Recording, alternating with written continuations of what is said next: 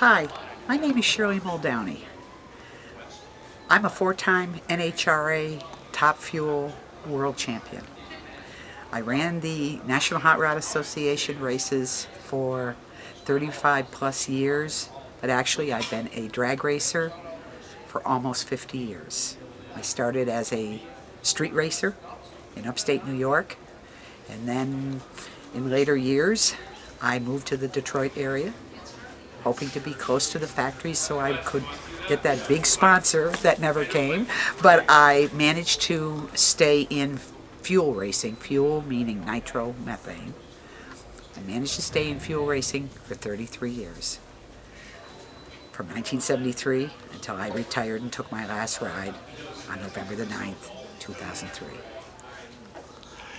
There's a movie I heard just over there. Tell me about this movie that Well, was. Hollywood did, in fact, make a feature film, produce a feature film titled Heart Like a Wheel, based on my life. And it's kind of unique to have a movie made about you and still be alive. So it's different. It's quite a compliment. It was actually the most money I'd ever seen at one time in my life. But once you feed a nitro car, money is really, it's here one day and it's gone the next. And it can make millionaires moderately wealthy. So to say that there was anything out there more exciting than driving a nitro fuel dragster, well, there isn't. Because if there was, I would have done it. How did you get started in it? It's you think of it as a more male-dominated kind of. When you think of NASCAR, when you think of any kind of racing, you think of a more male-dominated. How did you get Yes, well, involved? drag racing was definitely a grassroots sport, but definitely male dominated. I was the first woman licensed to drive a dragster, and then I upped the dragster to a double A gas dragster by putting a supercharger on it, and then I went from gasoline to nitromethane, and all of a sudden I was doing 200 miles an hour. And then I was the second person behind Big Daddy Don Garlitz to run over 250 miles per hour.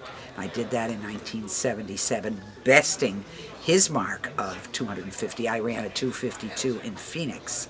Then I ran 255 at the Winter Nationals in Pomona, California in 1977.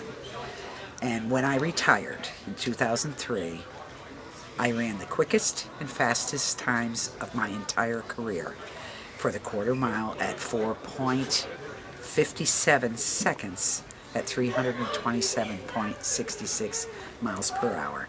And I want to tell you, that is a wonderful ride. It is the best ride in motorsports.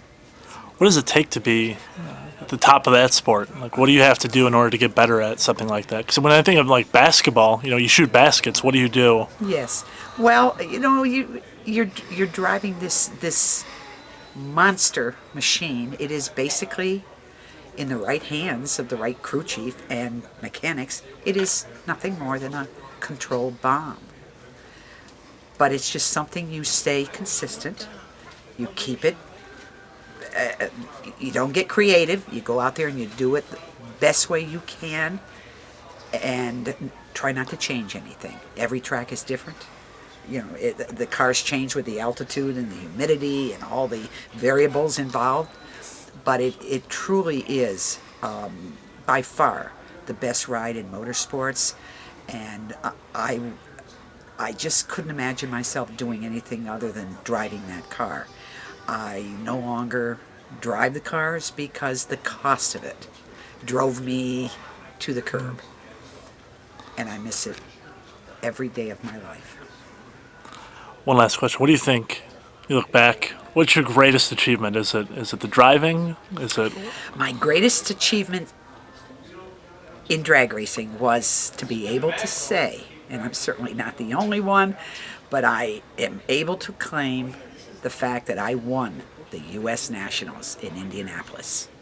I did it one time. There are drivers that have had multiple wins, but I did it with my sponsor, Pioneer Stereo, in 1982. Never repeated, but I did win Indy. And I'm very proud of my license plate on my car because it says I won Indy. Very cool.